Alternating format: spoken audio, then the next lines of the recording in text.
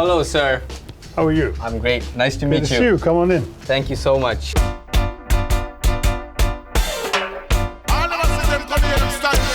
How many people can say they've stepped foot into the very eloquent, very charming Dr. Shashi Tharoor's house? Ah, well. This is actually the office part of my house. This is where I write and where I receive visitors and where I get drowned in the clutter that I have. I don't mean to jump to conclusions, but do you like to read? Yeah, I do. Okay. I also like to get more books than I seem to have time to read, which is why you've got these piles all over the place. How many houses do you have? Is this This is it, and I have an apartment in Trivandrum, my constituency. In Kerala, okay. In Thiruvananthapuram. Nice. Right. Can we please have a closer look into your house? Come. My mother. Hi, Auntie. This is young Nihal, who's the host of this particular TV thing. Nice to meet you. You'll see it soon enough. Yes, you've raised an absolute scholar, ma'am. So this is the main living room where everyone sits, and as you can see, we've got some fairly eclectic art on the walls. Beautiful paintings. And that one Hussain Saab painted for me, so he's actually autographed it on the back for me, which is nice. Really nice. Is this where Dr. Shashi Tharoor chills, hanging out? More on this side than that, but I yeah. see. So here we've got oh wow, all my book covers. I think pretty much all my book covers. They were even tossed in a few of the foreign editions, but not all of them. So amazing. It's a selection of covers of my books. And sir, a lot of photos happening over here? Yeah, well, yeah. These are actually the family pictures. The ones in the other room are mainly world leaders and so on, rub shoulders with. But these are all family pictures. This is my son. How are your kids doing? Maybe they're fine. They both made me grandfather. So I'm grandfather twice over with one son and once over with the other. And sir, what happened to the mustache? That was... No, this was just a joke. Get a close-up of that, guys. This was just a very brief moment. I had actually lost my father, and so in our system we grow the beard, we don't shave for 40 days. And when the beard was being taken off, the family said, just for a gig, let's see what you'd look like if you had a mustache. So when they took everything off, they didn't take off the mustache just for that picture. You look and quite thereafter stunning, we got sir. rid of the mustache. Say you have quite the ostentatious house, sir. Oh, I wouldn't say that. It's actually a fairly modest Sarkari bungalow. Hardly, sir, but hardly. We've done it up as nicely as we could, and I give a lot of this room was actually the way Sunanda made it and left it, my late wife. We have a baby photo over here. Who's that? That is actually the first baby in the family, but there are two more pictures coming. I see. Which because now I've got three babies, and that guy is 3.5 already. Okay. But the other two who were born, one is just 5 months old, and the other is just 1 month old. How sweet. And that's my dad, who is my inspiration. So, sir, let's talk about food. Okay. Are you a snacker? Not terribly snacky. I have a big breakfast of idlis every single day. Idlis, is it? That's the go-to. I'm an idli fanatic. I mean, that's my genuine addiction. This is your everyday breakfast? Everyday breakfast. How many idlis do you think you have? I'd rather not reveal it for fear of at least half a dozen. Half a dozen? At least. That's impressive. Yeah, sometimes I'll cross over that limit. Do you like Delhi food or Kerala food more? It depends. So for breakfast, I definitely prefer South Indian food, yes, idli. Hands down. If I call idli Kerala food, I think the Udupi guys will object. So South Indian food, it's fine. But when it comes to lunch, for example, we tend to have an eclectic mix of things. There'll be some South Indian dishes sometimes. Eclectic, yes. Sir, I'm familiar with that word, but maybe you want to tell them what eclectic means? Eclectic means sort of from different places and different sources and origins. Keep up, guys. Continue, sir. So an eclectic mix of some North Indian dishes, some South Indian dishes, some just whatever you call home cooking, because you know, there are so many ways in which an Indian home can make a sabzi. So let's talk fashion. You're an excellent dresser. Guys, can we get a close-up on his outfit? Absolutely I'm just dapper, if you will. That's too kind, but I honestly am just dressed for the day. And this is what I wore to Parliament this morning. Casual loungewear, is this? This is casual Parliament wear. Okay.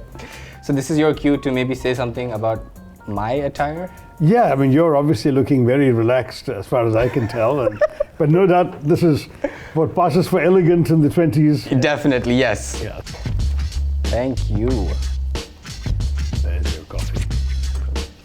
So on the note of fashion. Is that something you plan out, your outfits perhaps? Do you give importance? Well, I'm actually, far less, I know the basics. Okay. I like wearing pants rather than pajamas. I like wearing a kurta and a jacket. Yeah. And I like them more or less to go together. So, but by and large, I'm not too fastidious.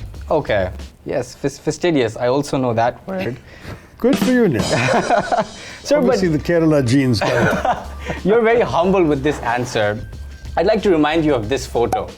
Yeah, this is a photo where Shashi Tharoor outshined in the groom, where the internet thought... Not fair at all. Number one, yes, every guest had a turban tied on their head.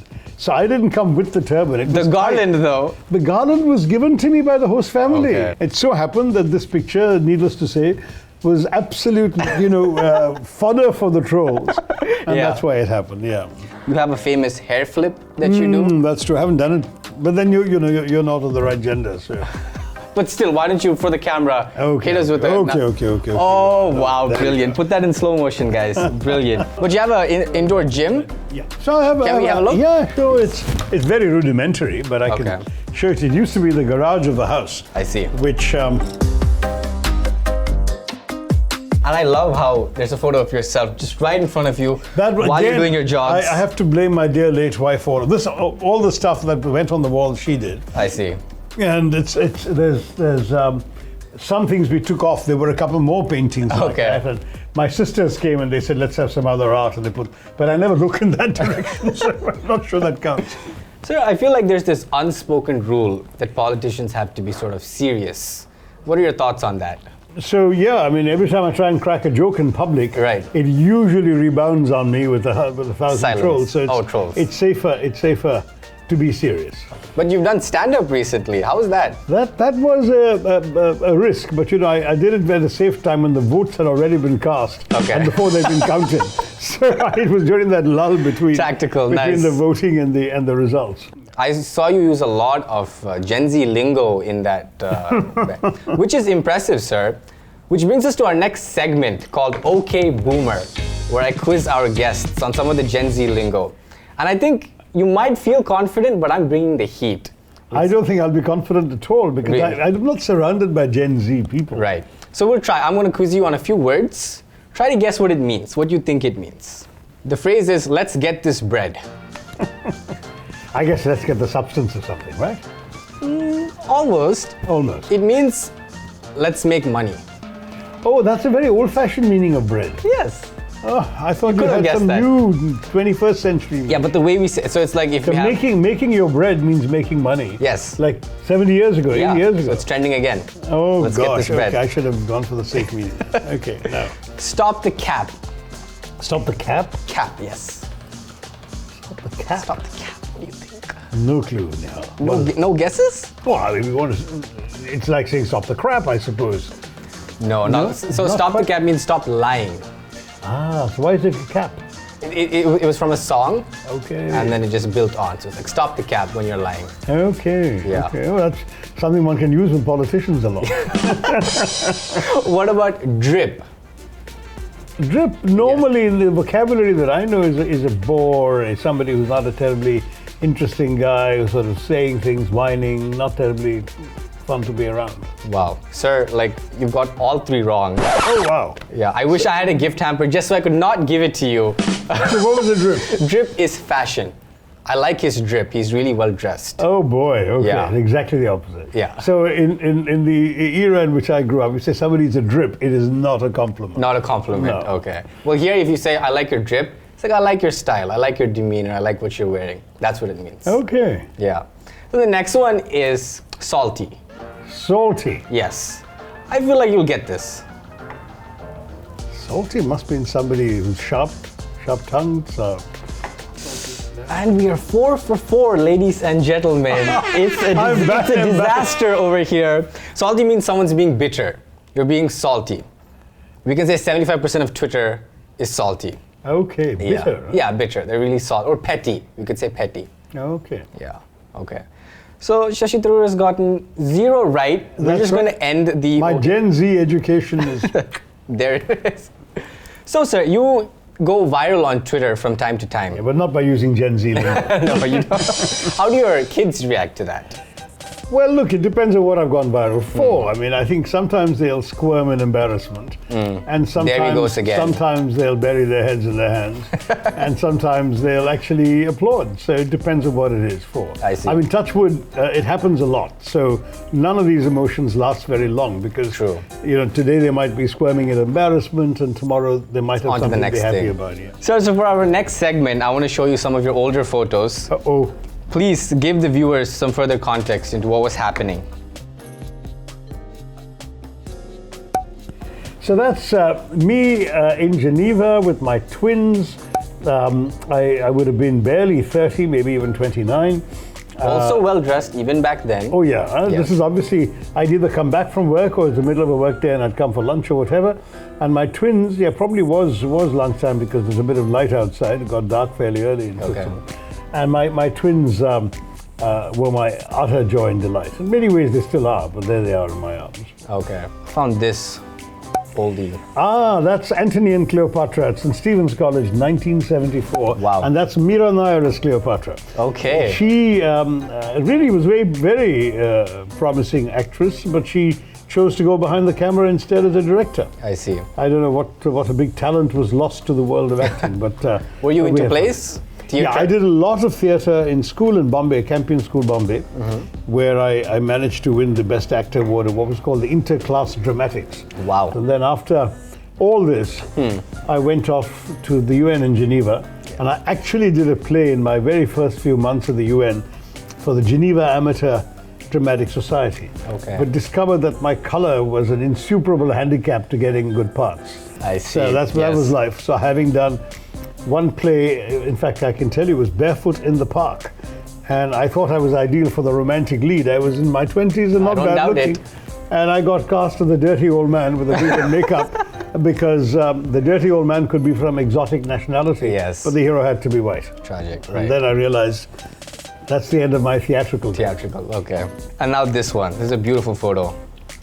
I didn't know That's you not- had beef The with photo of Triple me H. smashing a coconut at a temple, which has been transmogrified into memes like that. I see, okay.